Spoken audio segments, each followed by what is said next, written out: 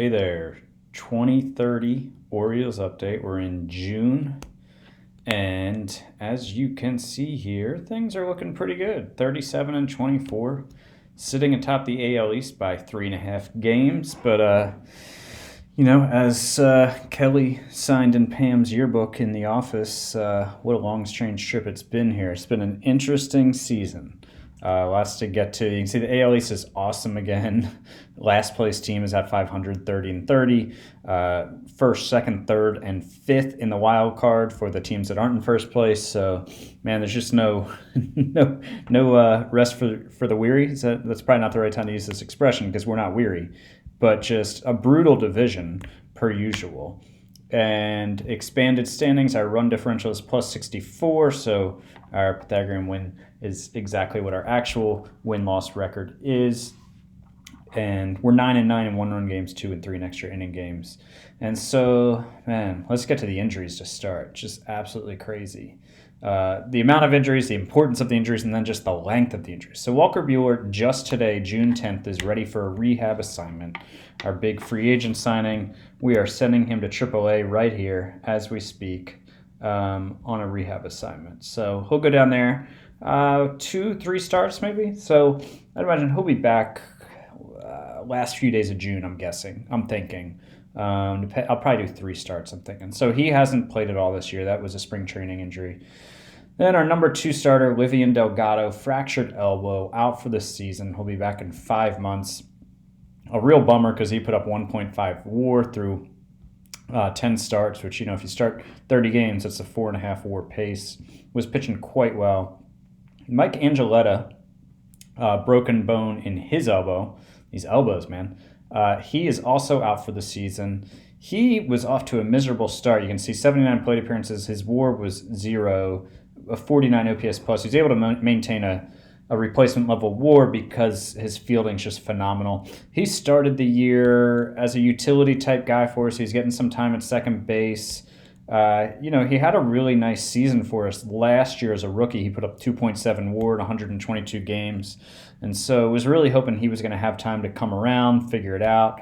His BABIP was really low. Some of them might have been a bad luck. So our first round pick from 2023 is on the shelf for the season. That's a blow. And then Dylan Carlson out for 4 months, torn meniscus in the knee. So he could be back if we make a deep postseason run, I guess in late October. And so he was having a nice bounce back season. So you can see 213 plate appearances, a 129 runs created plus. Not the elite level pre-2027 Carlson, but certainly back in line with the 2028 Carlson.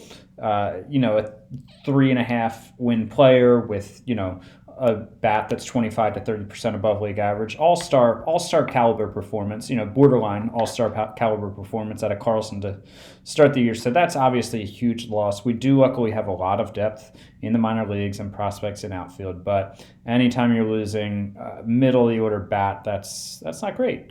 And so he's been out since May 31st, so not that long, because here we are on June 10th.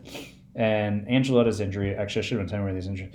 Angela's injury was on May 19th, so you can see these are all just kind of in a row. And then May 27th from Delgado. So that Angeletta Delgado Carlson run was brutal, man.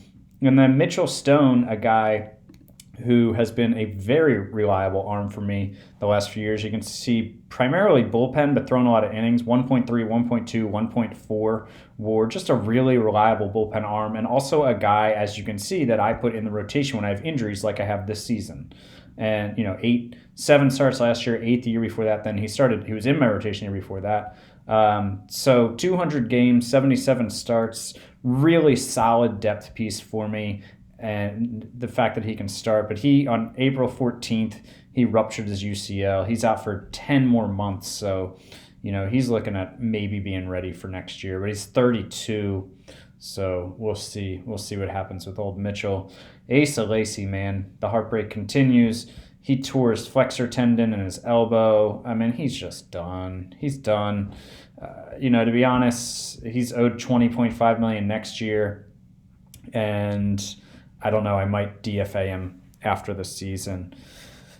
If I could package him with a not top prospect and somebody to take on, like, 10% of his money. Maybe I'll do something like that. So I'll explore that in the offseason. But that's Oriole great, Asa Lacy. Maybe not great, but very solid pitcher for me for 5 seasons, including a MVP, or no, Cy Young and Rookie of the Year season in his rookie year. So those are all the injuries. And so where does that leave us?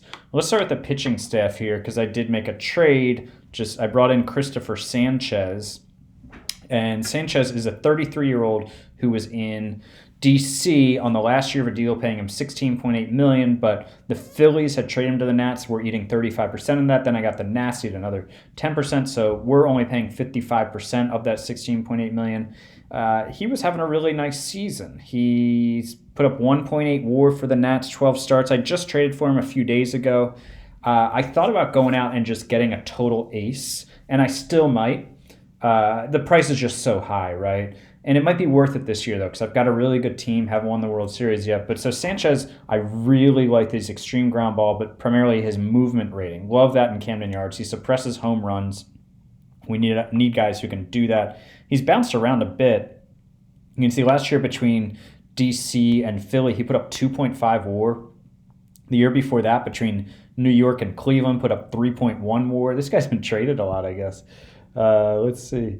Yeah, he's traded by the Indians who are actually now the Spiders in my game, to the Mets, and he bounced around before that too. He was with the Phillies, and then he was claimed off of waivers, and then he went to the Rangers, and then he went to Cleveland, and then he was traded to New York, and then he was traded to Philadelphia. No, he was signed as a free agent by Philly, and then went to DC, and now here he is with us. So what did we give up? We gave up a shortstop that the Nats were really interested in, Willie Garza. I'm not so sure about his bat here.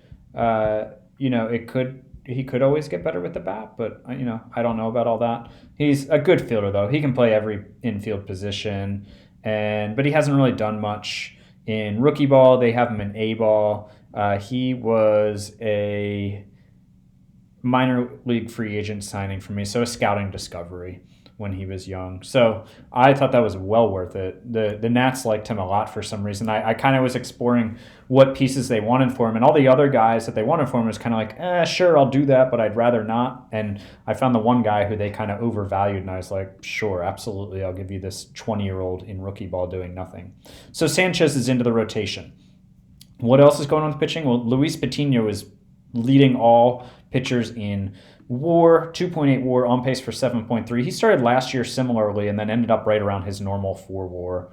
We'll see if he can keep it on track this year. 1.83 ERA, 2.95 FIP. This long-term extension so far is working out. It might get a little painful here. He's 30. He's got 3 years left after this one, but well worth the 5-year extension so far just based off of last year and this year. So we'll take the pain on the back end that might come. And so then Ben Schilt, of course, the rookie from last year, the first-round supplemental pick from 2025. He's on pace for 3.6 WAR. He's got an ERA below 4. He's looking like a really solid arm at 27 years old in his second full season in the majors. He was drafted out of college. That's why he's so old. Then we've got Sanchez. Dylan Lawson is trying his best to remain a major league player, but man, he's really struggling after that 2028 season when he's really good in my rotation. So he's pitched 43 innings, 6.85 ERA, but his FIP is a run and a half lower than that.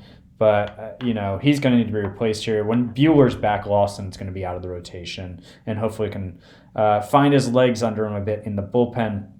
And then Jack Perkins is also in the rotation after starting the year in the bullpen. He's been really good so far with a 2.92 ERA, but his FIP is 4.2, so he's overachieving a bit. His last 2 starts have been much rougher. He's an okay 5th starter, but don't love having him in the rotation. I think he's better as a long man, much more solid there out of the bullpen. But, and I got off my track here of going down. So and then Jake Meek, Klaus, McKinley, all have been fantastic out of the back end of the bullpen. Ronan Kopp has been solid. Feltman's back and, continuing to climb the O's leaderboard for saves and games pitched. He's starting to show some signs of age at 32, but he's been okay. And then Clace, the big a free agent signing for $6 million. He hasn't gotten on track yet. His ERA is excellent, 1.62, but a 4.47 FIP say darker days are ahead for him. Sheehan, Brents, both kind of depth pieces who are up because of all the injuries. Let's go to the lineups. And as you can see, with 3.4 WAR through 57 games, Mario Armendariz. Again, this is the top prospect in baseball, number one prospect. He's in the hunt for the Triple Crown. He's in the top. He's leading the league with a 357 average. I believe he's top 3 with 52 RBIs and top 5 with 18 home runs. At one point, he was leading the majors in all those categories. But where the real value is here is on pace for 9.1 WAR, a 184 OPS plus. He is 24 because he was a 13th round pick in 2024 and took some years to develop. He came out of nowhere to be a top prospect a couple of years ago. And so he's 24, but so I signed him to a big extension. And I signed him to a 9-year, $153 million deal. When I went to look at what he was looking for a 10-year, $187 million deal. So we agreed on this, the 9-year 153. So instead of getting the league minimum next year, he's at 3.5 million, and then overpaying a bit in the arbitration at 6.5, 17, and 18 million. But then also getting him when he's still going to be possibly one of the best hitters in baseball at 18, 20, 20, and 25 million, and then he's got an opt-out at 25 million. So 9 years, he will be 33 at the end of that deal, which is about as long as I wanted to go. And he could always get off track, but when he's the number one prospect in baseball and he comes up and for 2 months he's the best hitter in baseball, when you're the Orioles, you can say, wow, we can lock this guy up in his prime years for like 18, 20 million. Doing it every time. I do have some rules I put in place for these type of extensions. I don't want to get off track too much with that, but so this was within the parameters that I allow myself to do, because sometimes young players will take deals that are just really bad for them, like Ozzie Albies in real life, and I don't allow them to do that. I just, I don't want to cheat the game like that. Not cheating the game, but you know what I mean. And Aaron Sabato, of course, the first baseman I got from Boston. He's now actually shifted over to play third base, and Armendariz is first base, but he's on pace for 6.4 WAR, 150 OPS plus. That trade's working out rather well. Best on pace for by far the best season of his career. He's generally a league average bat, except for 1 year in 2028 when he was an All-Star. Gunnar Henderson doing great. 1.8 WAR, 119 runs created plus. Bob Maldonado, solid, all-star level, 125 OPS plus, on pace for 3.5 WAR at DH. A little far off his rookie year pace and a little off his normal pace, but his BABIP is also about 50 points below where it was last year and like 75 to 80 points below where it was his rookie. So he could bounce back. I'm not worried about Bob at all. He's an elite bat.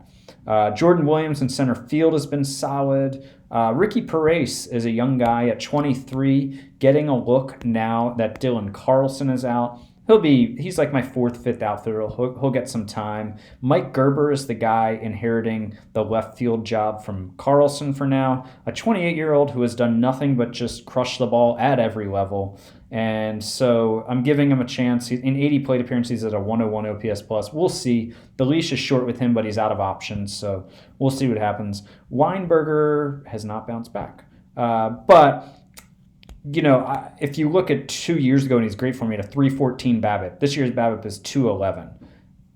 And his strikeout rate the last year has been 18.9 and 20.6%. This year it's 13.8.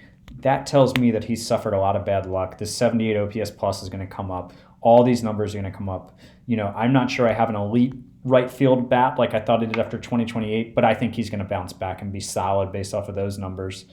Franklin Sanchez, the number 88 prospect in baseball, of course, started the year on the DL and now has come in and proceeded to really suck through 43 plate appearances, but you can see he's heating up lately. He's got a 5-game hitting streak going, a couple multi-hit games, got that OPS plus all the way up to 57. So he's competing with Williams for time in center field. He's a Gold Glove caliber fielder. Hopefully he can get his bat on track. I signed Nico Horner as middle infield depth when Angeletta went out. Miguel Soto, my leading WAR player last year on offense with 4.1, is off to a miserable start, and it actually lost his starting job until Angeletta went out.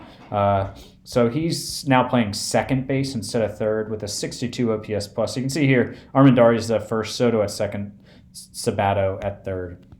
What else is going on? My 2 catchers have both been really bad, but they're good defensively, so I'll cut them some slack. And I meant to go to this info page earlier, but you say started 17-8, 15-12 in May. I lost the last, I think it was like 6 in a row to end May. That sucked. And 5-4 in June. 5-5 in my last 10. I had a 2-8 stretch, stretching from the end of May to the beginning of June. Offense, a lot of things up here towards the top of the league. Second in runs scored. Runs allowed were also second with the top bullpen ERA after that being such a sore point last year. First in ERA in the league, sixth in starters ERA, defense second and fourth in those two metrics. So that is all very, very good. Definitely worried about how those injuries, as we get more time without Carlson, Delgado, Angeletta, all those guys, definitely worried about that. But I think, I still have a good team, and there's always the trade deadline. I did also just have a draft come around a few days ago. I'll show you who I picked. First overall, I picked 15th because I had that down year last year. And I picked Tim Beinog, a third base prospect out of high school, 18-year-old, 15th overall. But he's going to be able to play, he'll be able to play some second base, I think, with this. Certainly first and third and probably some second and probably some corner outfield too. But a very good bat. And I'll just show you my first 5 rounds, what I normally show you. Christian Moore, a college arm I got in the first round supplemental, 33rd overall. That was for Luis Camposano, losing him. Looks like he could be a good pitcher if he can get this control up, but I like that he's got intelligence, so he's more likely to develop. So got him. And then this is Jim Trejo, a 19-year-old outfielder, and he played 1 year of JUCO, and he can play every outfield position once he develops. Looking like a good bat. He was projected to go in like the 4th round. My scout didn't recommend it. I went out and got him because I liked him better than the other guys out there, and he also wanted like $500,000 below slot. So Trejo, and then 3rd round we went with Bobby Robinson, a high school pitcher. Some risk here for sure with how low his floor is right now, and his signing bonus isn't there. Anyways, and I always thought that was in history. Oh, he hasn't agreed yet. Never mind. So still negotiating with him. And then 4th round, show you a couple more. Jimmy Brandt, looking like with this arm, he's only going to be able to play second base in the infield. But he's got high adaptability, work ethic, and leadership. So that's all good. He can't play the outfield with that arm, so he's probably just a second baseman. But 4th round pick, we'll take that potential with the bat. And then last here in the 5th round, I picked Mr. Jeff Gibbs, a college arm with very good movement potential. So I always like that. And hopefully he can develop this changeup. His pitches are definitely concerning in how low those are. But, we'll see. He's a college arm. In the 5th round, you kind of got to take what you can get at that point. And I like this movement ceiling. So, yeah, that's the team for now. I'm sure I'll be back with another update or maybe a live broadcast with Mike Holden of Fake Sports Dynasties. But yeah, that's the team for now. Cruising along with an MVP and Rookie of the Year candidate and Mario Armendariz, and trying to weather these injuries. Be back probably around the trade deadline.